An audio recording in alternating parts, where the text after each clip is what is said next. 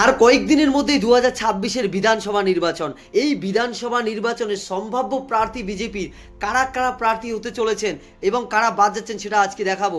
বিজেপির সম্ভাব্য প্রার্থী তালিকা হচ্ছে: আসানসোল অগ্নিমিত্রা পাল, হাওড়া উত্তর উমেশ সিং, বীরভূম ধ্রুব চ্যাটার্জি, বাঁকুড়া সুভাষ সরকার, রাজারহাট গোপালপুর দেবশ্রী চৌধুরী, বিধাননগর মধু সন্ধ্যাকর, নদিয়া দক্ষিণ অর্চনা মজুমদার, শ্যামপুকুর মানিকতলা তাপস রায়, ব্যারাকপুর সজল ঘোষ। এবারে দেখবো ব্যারাকপুরে কৌস্তুভ বাগচিও দাঁড়াতে পারে, বরানগরে সজল ঘোষ, ভাটপাড়ায় অর্জুন সিং, নৈহাটি বীজপুরে পবন সিং, জগদ্দলে প্রিয়াঙ্কা পাণ্ডে। এবারে টিকিট পেতে পারে খড়গপুরে দিলীপ ঘোষ, সিউড়ি জগন্নাথ চ্যাটার্জি, বহরমপুর কৌশিক রায় অথবা নির্মল সাহা, শান্তিপুরে অরিন্দম ভট্টাচার্য, কাথি দক্ষিণ অথবা নন্দীগ্রামে শুভেন্দু অধিকারী। এবারে 2026-এ আবারও কিন্তু নন্দীগ্রাম থেকে শুভেন্দু অধিকারী লড়তে চলেছেন।